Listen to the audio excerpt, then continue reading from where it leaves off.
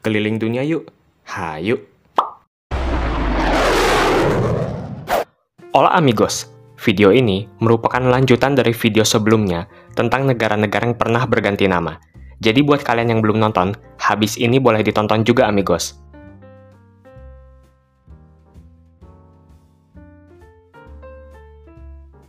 Berikutnya, Cape Verde atau Cabo Verde, yang kalau dalam bahasa Indonesia disebut Tanjung Verde.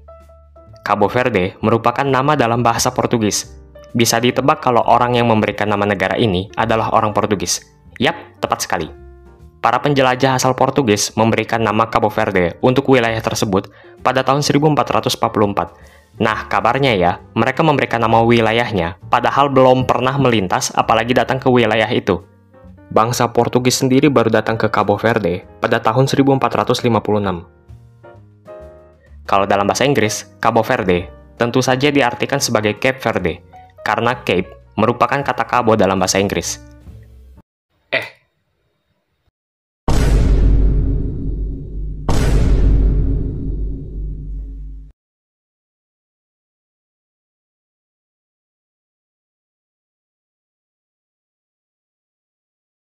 Namun, sejak tanggal 24 Oktober tahun 2013, Cabo Verde memberitahu United Nations atau PBB kalau kata Cape Verde seharusnya tidak berlaku lagi. Mereka memberitahu United Nations bahwa setiap negara harus tetap menggunakan nama resmi negara tersebut, yaitu Cabo Verde. Jadi tidak boleh diterjemahkan, mau dalam bahasa apapun. Negara ini tetap harus disebut Cabo Verde, meskipun dalam bahasa Inggris, Cabo Verde tetap disebut Cabo Verde. Jadi perubahannya yang dimaksud itu bukan perubahan yang terlalu signifikan ya, cuma mempertegas kalau nama negara itu tidak perlu atau bahkan tidak boleh diterjemahkan ke dalam bahasa lain.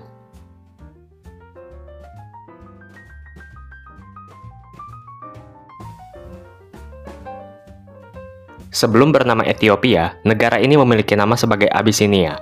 Kata Abyssinia berasal dari sebuah kata dalam bahasa Arab, yaitu Habasha. Sementara nama Ethiopia berasal dari istilah Yunani kuno untuk Afrika Sub-Sahara. Pada abad keempat Masehi, kerajaan Aksum memperluas kekuasaannya dari tepi Laut Merah hingga ke hulu lembah Sungai Nil, dan para penguasa mengklaim nama Ethiopia, merujuk pada negara mereka. Aksum pada akhirnya mengalami kemunduran dan terpecah menjadi beberapa suku yang saling bersaing dan kerajaan-kerajaan kecil. Namun nama Ethiopia tidak dilupakan. Para penguasa yang bercita-cita menyatukan kembali suku-suku yang tersebar dan memulihkan kerajaan Aksum sebagai raja dari segala raja, menggunakan nama Ethiopia untuk menggambarkan ambisi mereka.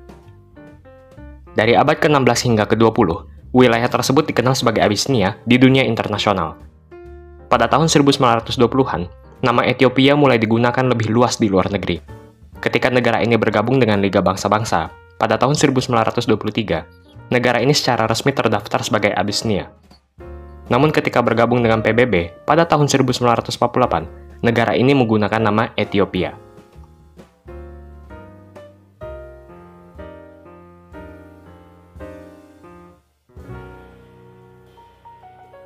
Nah, kalau ini juga pernah Mimin bahas di video ini. Di manakah Makedonia Selatan?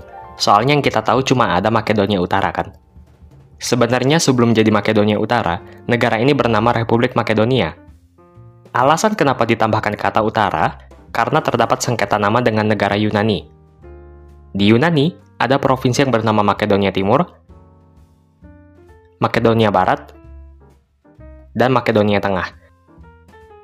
Sehingga takutnya bisa memunculkan suatu kebingungan kalau negara Makedonia tetap memakai kata Makedonia aja. Akhirnya, pada tanggal 17 Juni 2018, melalui perjanjian Prespa, permasalahan soal nama Makedonia ini pun selesai. Sejak saat itu, Republik Makedonia berganti nama menjadi Republik Makedonia Utara.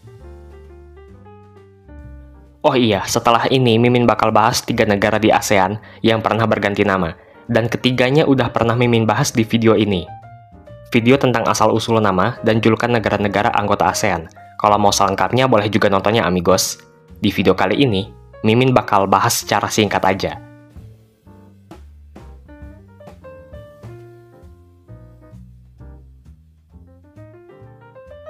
Kata Burma ini bermula dari penjajahan Inggris di abad ke-19. Inggris menyebut wilayah yang saat itu dikuasainya sebagai Burma. Hal ini bukan tanpa sebab, karena etnis yang paling banyak di wilayah ini adalah Burma. Burma kemudian memperoleh kemerdekaannya pada tanggal 4 Januari 1948 dengan nama baru, yakni Persatuan Burma. Nah, sekitar 40 tahun kemudian, di tahun 1989, terjadi kerusuhan massal. Kekuasaan diambil alih junta militer dan mengubah Burma menjadi Persatuan Myanmar. Pergantian nama ini didasari oleh keinginan militer untuk meninggalkan nama warisan kolonial. Nama yang baru juga dapat menyatukan seluruh etnis yang ada di sana, bukan hanya Burma. Hal ini tentu saja memicu pro dan kontra, karena dalam bahasa Burma, kata Myanmar adalah bentuk formal dari kata Burma, sehingga secara teknis memiliki arti yang sama, amigos.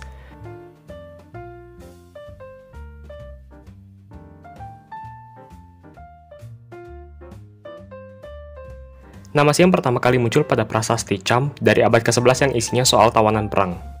Kemungkinan nama Siam ini berasal dari bahasa Sanskerta, Syama, yang berarti gelap, merujuk pada penduduk di negara Siam yang memiliki kulit gelap. Teori lain ialah, kata Siam merupakan sebuah sebutan yang digunakan oleh pendatang dari Tiongkok. Mereka menyebut wilayah ini sebagai Sian. Teori lain menyebutkan kata Siam berasal dari orang-orang penutur Mon yang bermigrasi ke selatan dan menyebut diri mereka Siam, seperti halnya penduduk asli Semenanjung Malaya yang berbahasa Mon Khmer. Di tahun 1939, Plaek Pibun Songkram, yang merupakan Perdana Menteri Siam, menggulingkan Raja Siam dan mengganti nama negaranya menjadi Thailand.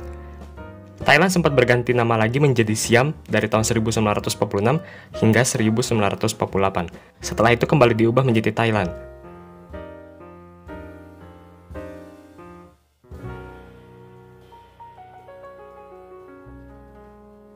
Kamboja berasal dari bahasa Khmer, yakni Kampucha.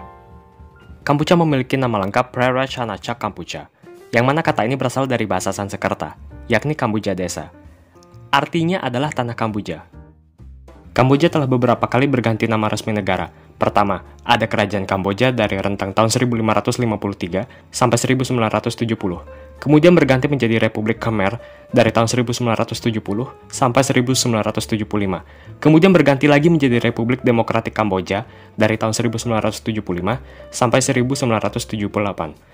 Lalu berganti lagi menjadi Republik Rakyat Kamboja dari tahun 1978 sampai 1992. Dan mulai tahun 1993 kembali menjadi Kerajaan Kamboja, negara dalam bentuk monarki.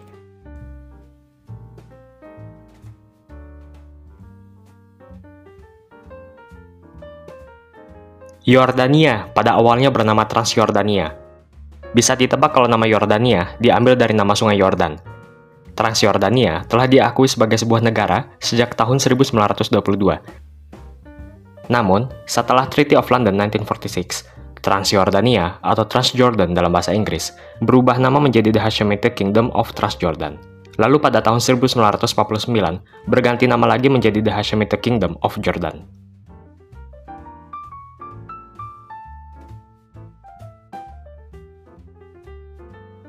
Nah, kalau ini masih baru banget, amigos.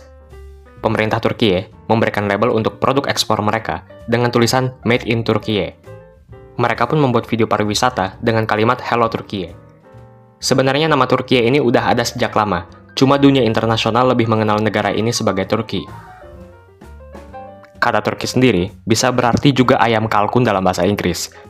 Turki juga bisa merujuk pada hal yang terkesan konyol. Sehingga pemerintah memperkenalkan kepada dunia tentang nama Turkiye pada tahun 2022.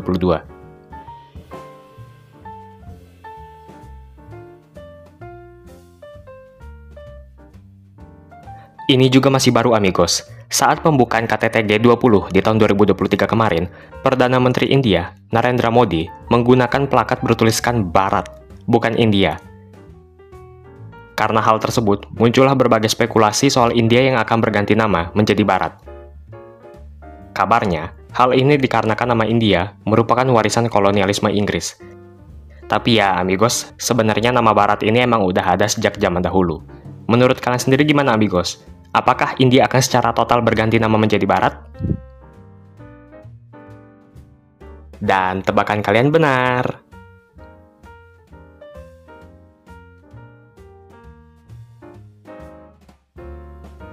Oh iya, amigos, mohon maaf kalau Mimin masih banyak kekurangan dalam penyampaian informasi ya. Jadi kalian boleh koreksi juga. Amigos bebas berpendapat ya, kritik, saran, asalkan sopan. Mungkin ada juga yang kurang berkenan misalnya dengan jokes Mimin. Mudah-mudahan kedepannya Mimin juga bisa lebih baik lagi ya.